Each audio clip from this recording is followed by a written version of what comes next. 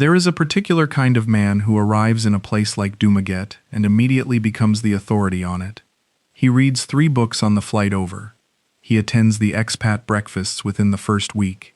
By the second month, he is the one newcomers are pointed toward, the one who has seen it all, heard it all, and will tell you, at length, exactly what mistakes you are about to make.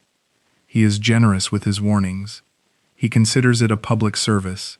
He is also, without knowing it, the easiest man in the room to fool.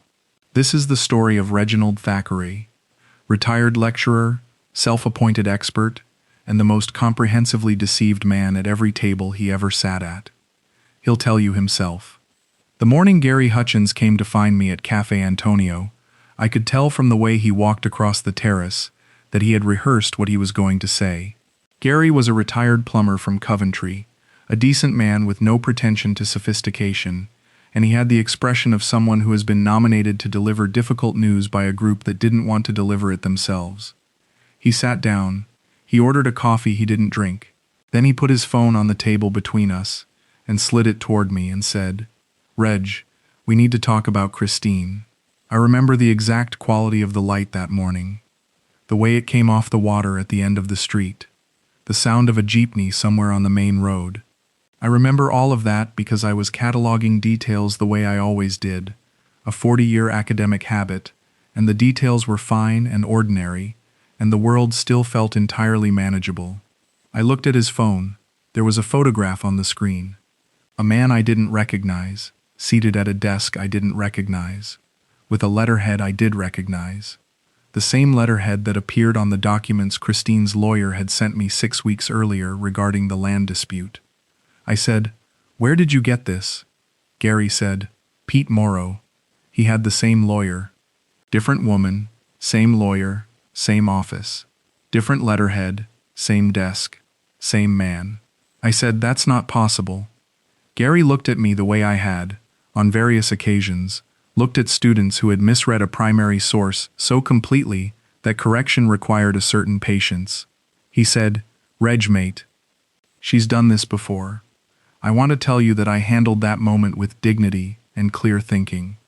I want to tell you that the former head of cultural studies at the University of the West of England took in this new information, assessed it against the available evidence, and reached a swift and rational conclusion." What I actually did was argue with Gary for 25 minutes about whether the photograph could have been taken at a different desk that merely resembled the one in Pete's documents, and whether letterhead templates were sometimes legitimately shared between law firms, and whether Pete Morrow, who had once confused Cebu City and Cebu Province in a conversation, and should therefore perhaps not be the final authority on anything, was a reliable source. Gary listened to all of it. When I finished, he said, quietly, "How much, Reg?" I didn't answer right away. He said, "How much has she asked you for?" I looked at my coffee. I said, "It's complicated." He nodded slowly, the way you nod at someone when you're not going to push further, but you also don't need to, because the answer is already in the room. That was the morning everything ended. But let me tell you how it started. Let me tell you the whole of it, because I've spent the better part of 6 months trying to understand it myself, and the only way I know to understand something is to go through it systematically from the beginning. I retired from the University of the West of England 3 years ago at 67, after 4 decades teaching cultural studies, and latterly, media literacy. The irony of that second subject is not lost on me. I have since been informed by various people that it should have been lost on me even less than it apparently was. And I take that point. I take all the points now. There is no shortage of points being offered. My marriage to Elaine ended in my late 50s. Not badly, not dramatically, just finished in the way that long marriages sometimes finish when 2 people have been courteous housemates for a decade without noticing. We remain on civil terms. She has a life in Bath that suits her. I have, or had, a life in Dumaguete that I believed suited me. I had been to the Philippines 3 times before I retired. Academic conferences, once in Manila, twice in Cebu City, the kind of institutional travel that lets you see a country through a very narrow and unrepresentative window of hotel conference rooms and organized dinners. What I'd seen through that window interested me enough that when retirement came, and I began seriously thinking about where I wanted to spend the years that were left, I chose to come and look properly. I arrived in Dumaguete on a Thursday in October, and within 2 weeks I understood why people stayed. The city had a quality I found difficult to name precisely. Not sleepy, not provincial, something more deliberate than either of those words. It was a university town. Silliman University sat at its heart, one of the oldest in the Philippines, and it gave the city a particular intellectual character that I found unexpectedly comfortable. There were bookshops. There were students on bicycles. There was a boulevard along the sea, where people walked in the evenings, with the unhurried quality of people who had somewhere to be, but weren't in a hurry to get there. There was also, within 3 weeks of my arrival, the Expat breakfast group. I found it through a notice board at a guest house, which tells you something about the efficiency of expat community self-organization in medium-sized Philippine cities. About 14 men, mostly retired, mostly British and Australian, with a few Americans, who met every Friday morning at Cafe Antonio and talked about visa regulations, local politics, the exchange rate, the cost of fish, and, with considerable frequency and passion, women. Specifically, Filipino women who had relationships with foreign men, the dynamics of those relationships, and the various ways those dynamics could go catastrophically wrong. I became the group's unofficial authority on this subject within about 2 months. I'm embarrassed to write that sentence, but accuracy requires it. I had read extensively academic literature on transnational romance, on economic asymmetry and cross-cultural relationships, on the specific patterns of what researchers call romance fraud. I had taken notes. I had, at one point, produced a short printed summary of warning signs that I distributed at breakfast, which I now understand was received by several members with more private amusement than they let on at the time. I lectured. That is the plain word for what I did.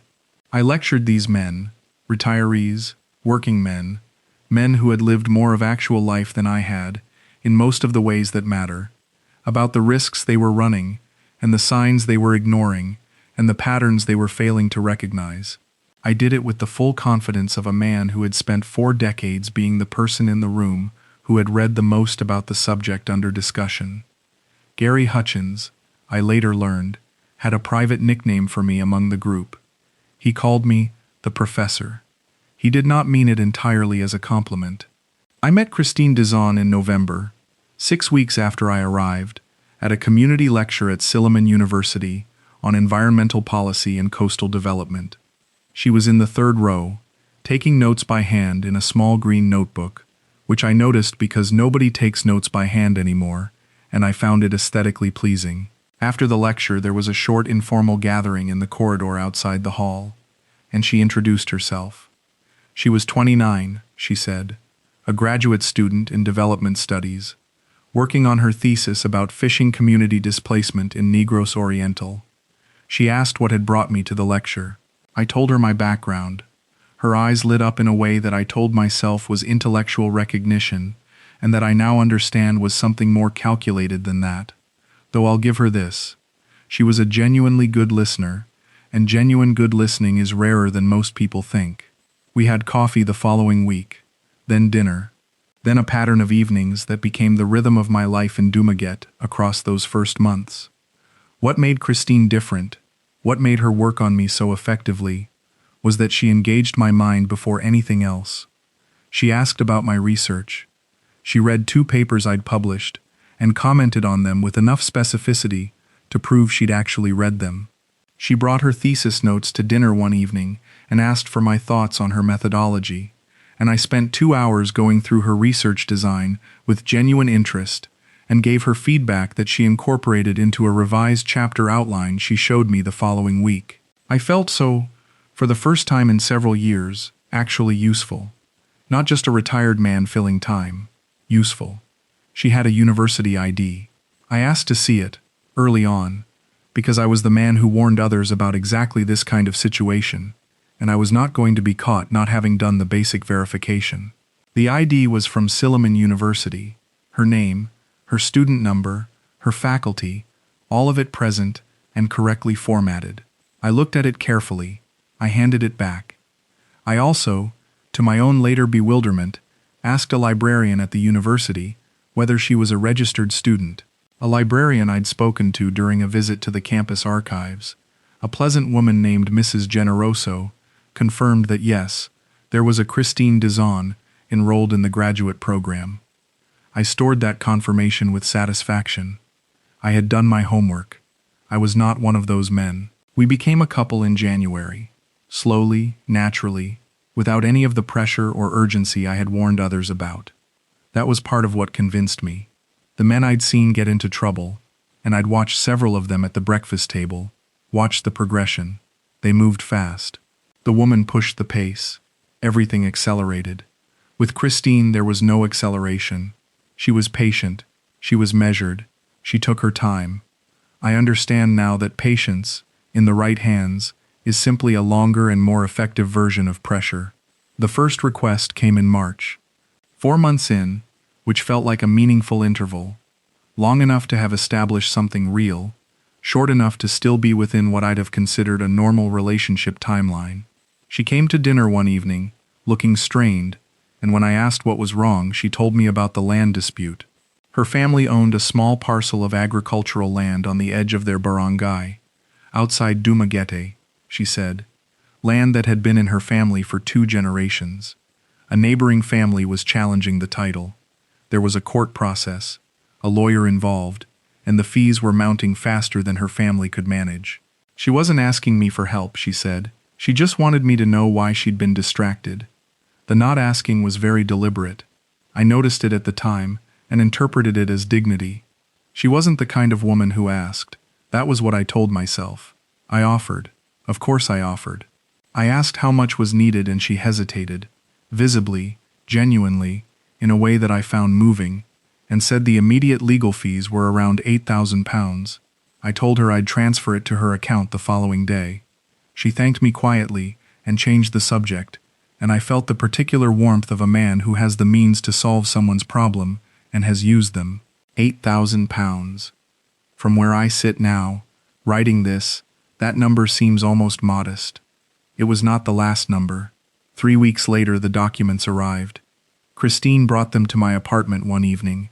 A manila folder, thick with papers, court filings and title documents, and a letter from the opposing family's attorney.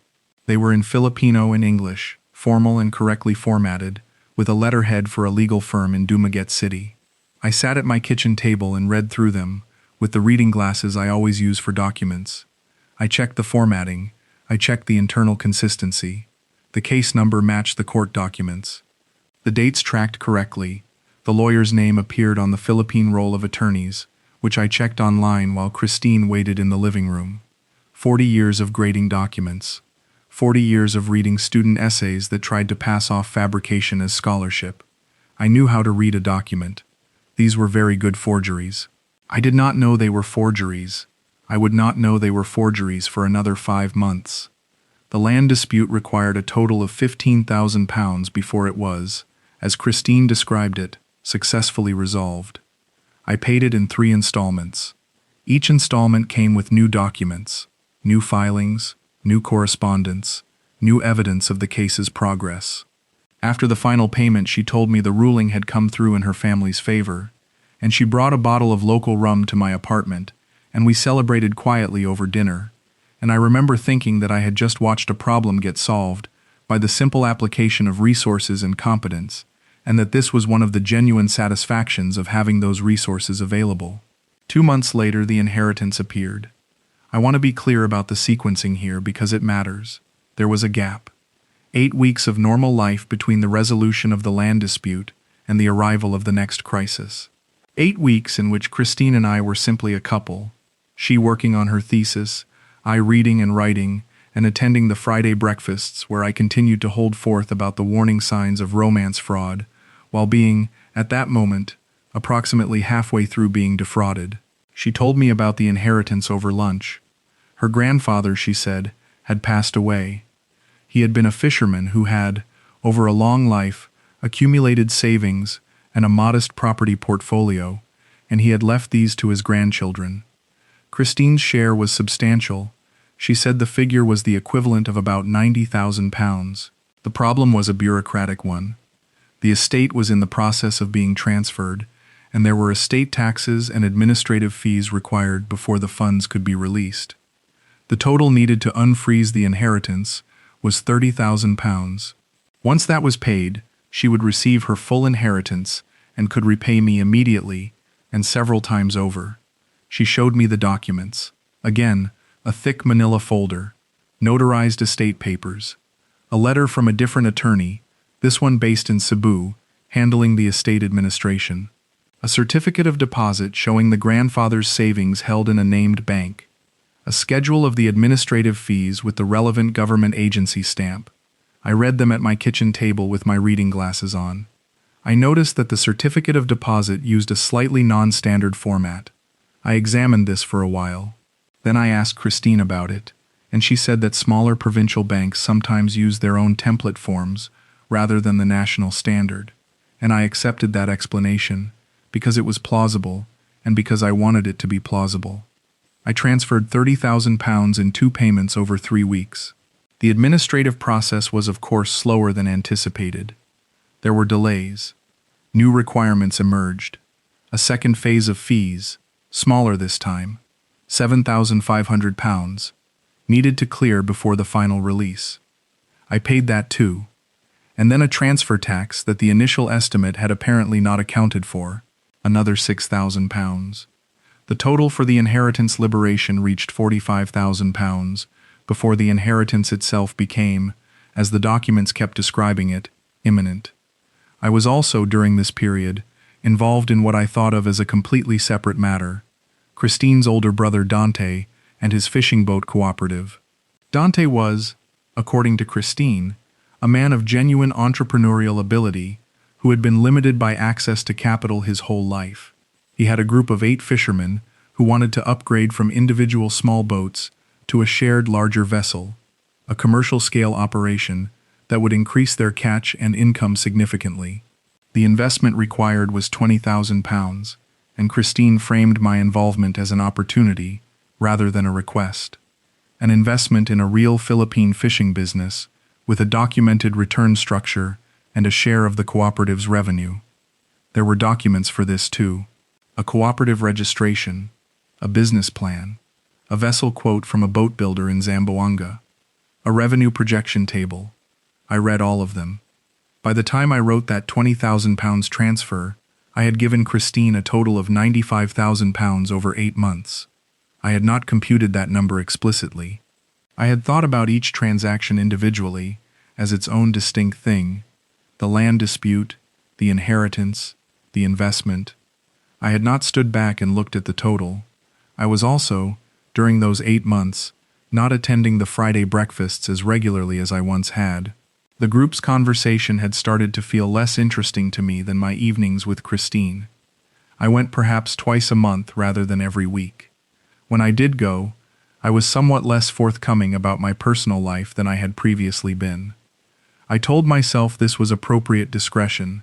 A man's romantic life was his own business. What it was, I understand now, was insulation. A part of me that I wasn't fully acknowledging had begun to register that the picture didn't quite fit the frame I'd built for it, and the easiest way to manage that discomfort was to spend less time around people who might see what I was trying not to see. Pete Morrow was one of those people. Pete was a retired electrician from Sheffield, a man I had once gently condescended to at a breakfast when he made an error about Philippine property law. He was sharp in ways I had not properly credited. He had been in a relationship with a woman from Dumaguete that had ended badly 6 months before I arrived, and he had talked about it at length at various breakfasts, and I had listened with the attentive sympathy of someone taking a case study rather than hearing a friend's pain. I was not proud of that, even before I knew what I now know. Pete was the one who recognized the lawyer. He had been shown a photograph by a newly arrived expat named Rob, a younger man, 42, recently divorced, who had been seeing a local woman for 3 months and had just received documentation about a family property dispute requiring urgent legal fees. Rob had the documents with him and was asking the group's opinion. I was not at that breakfast. I'd skipped it that week to revise a chapter of Kristine's thesis with her, which I now have a certain amount of difficulty thinking about. And so it was Pete who looked at the lawyer's name on Rob's documents, and Pete who said he'd seen that name before, and Pete who went home and found his own folder of documents from his own ended relationship and put them side by side. Different woman, same lawyer, same letterhead format. The desk in the office photograph on the firm's website was the same desk that appeared in a photograph Kristine had once shown me of the Cebu attorney's office, the one handling her grandfather's estate. Pete brought all of this to Gary. Gary came to find me at Cafe Antonio on a Tuesday morning. I argued with Gary for 25 minutes about whether Pete could be trusted. After Gary left, I sat at that table for a long time. The coffee got cold.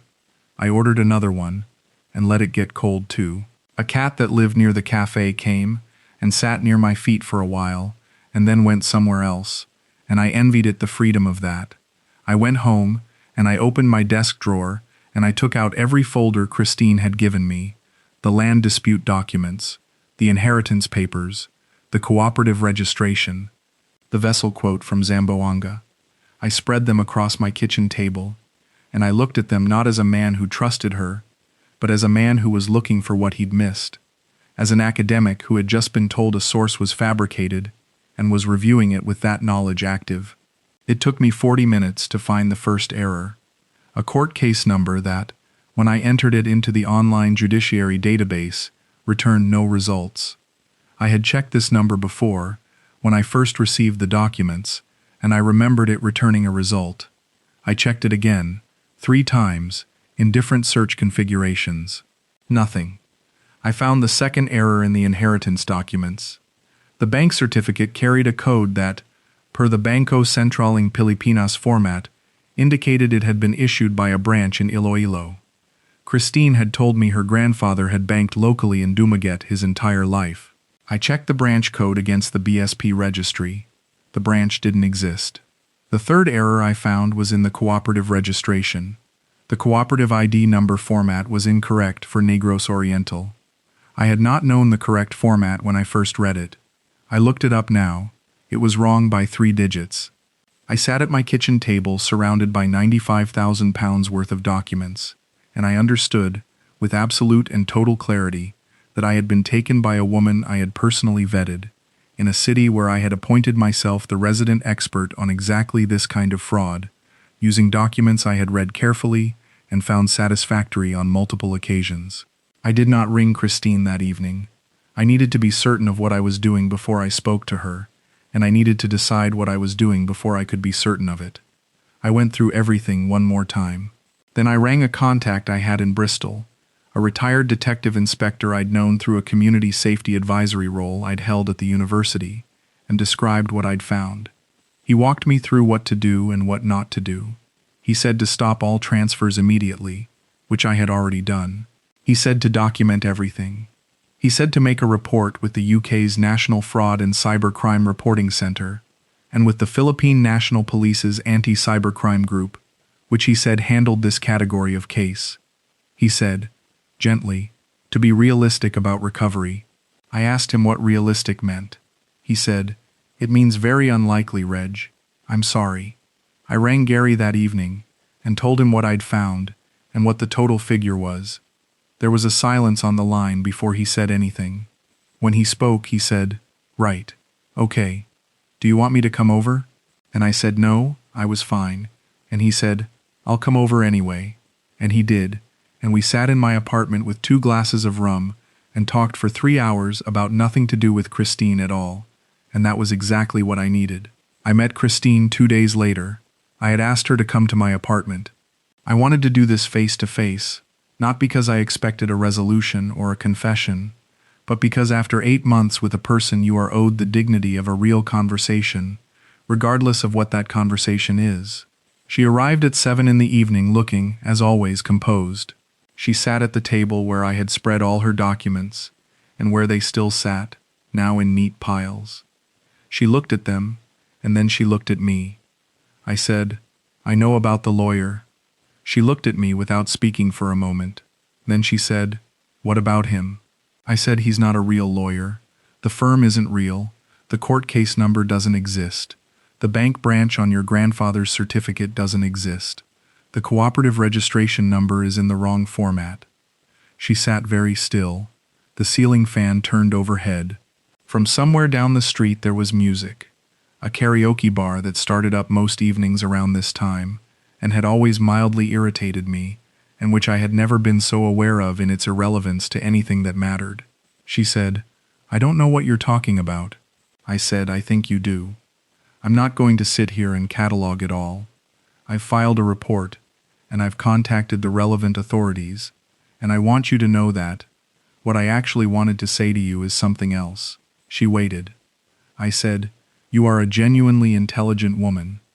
The thesis material was real. Your engagement with it was real. I believe that. And I understand, at some level, what it is to live in a situation where the legitimate paths forward don't move fast enough, and the resources aren't there. I don't want to reduce you to a simple story." I paused.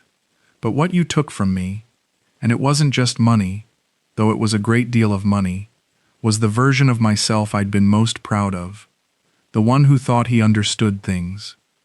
She didn't say anything. She looked at the table for a long time. Then she picked up her bag and stood and said, very quietly, "I'm sorry, Reginald," and walked out of my apartment. I don't know what that apology meant.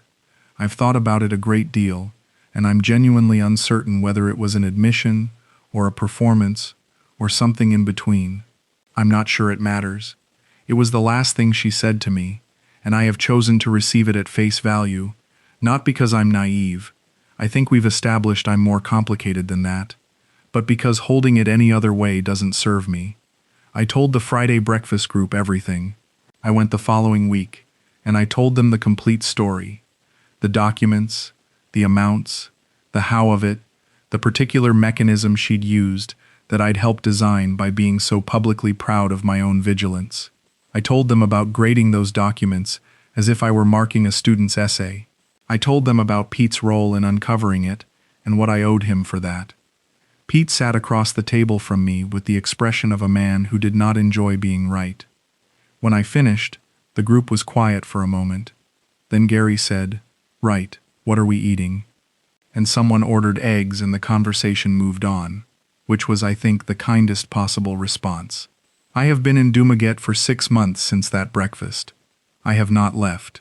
Several people, including my former wife Elaine, who rang me when she heard what had happened from our son Marcus, suggested that I should come home.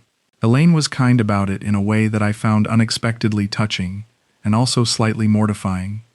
Marcus was less diplomatic. He is 34 and works in finance, and has the clear-eyed emotional style of someone who has never been taken by surprise by anything, and he said, "Dad, just come home," in a tone that made me feel 11 years old. I said no, not out of stubbornness, or not entirely. I said no, because leaving felt like the wrong conclusion to draw. I hadn't failed at being in Dumaguete. I'd failed at a specific thing, in a specific relationship, and compounding that loss by also losing the life I'd built here seemed like paying twice. I also, if I'm being fully honest, had something to repair that couldn't be repaired in Bristol. I am not who I was at those Friday breakfasts. I understand that the version of myself that held court on the subject of other men's romantic vulnerabilities was not wise. He was defended. He was performing expertise as a kind of armor against the very feelings that eventually made him vulnerable. Because a man who lectures others about loneliness and romantic need is often a man who has a great deal of both and is not ready to say so. Kristine found that out before I did. She read me more accurately than I'd read myself, and she used what she found. That's not a credit to her, but it is an instruction to me. The £95,000 is gone. The detective inspector was right. The reporting processes are running, and I have no expectation of recovery. It's the largest single financial loss of my life. I've reorganized my retirement budget around the new reality, and it's manageable, though it requires a level of discipline about spending that I'd previously been comfortable not exercising. I'll be fine. That's not a performance of resilience. It's just accurate. What I'm working on, which is slower and less quantifiable, is the other thing she took. I go to the Friday breakfast still. I sit at the table, and I listen considerably more than I talk, which is an adjustment that I understand has been noted and appreciated by the group with more enthusiasm than is strictly polite. When a new man comes to the table and starts asking about the warning signs, the right questions, the cautious questions, the questions I would once have leaned forward to answer with my printed summary ready, I let someone else answer first. Often Gary. Gary turns out to know a great deal more than I ever gave him credit for. Last week, a man named Terence arrived, just retired from a career in hospital administration in Manchester, and he sat at the end of the table with the careful, self-contained manner of someone who was trying not to appear as lost as he felt. He'd arrived 3 days earlier. He hadn't met anyone yet. He had that look I now recognize, not in others, but in a mirror I hadn't wanted to look at, of a man who has brought a great deal of accumulated life to a new place and is waiting to find out what it's going to mean here. I introduced myself. I didn't tell him what I knew about romance fraud. I didn't tell him about my months in Dumaguete, or my credentials, or the summary I'd once printed and distributed. I told him the cafe had good fish on Thursdays, and that the boulevard at sunrise was worth getting up for, and that the men at this table were mostly decent and would look out for him if he let them. He said, "You sound like you've been here a while." I said, "Long enough." He asked if I liked it, this city, this life. I thought about Kristine's handwriting in her green notebook, about the chapter of her thesis I'd spent 2 hours helping her revise, about whether any of it was real and whether it mattered if it was, about Gary sitting in my apartment with 2 glasses of rum, talking about nothing, about Pete Morrow, who I owe more than I've said to his face. I looked out at the street, at the morning moving through it, at the ordinary and entirely sufficient texture of a city that had nothing to apologize for. "Yes," I said, "I like it. And that much at least was mine."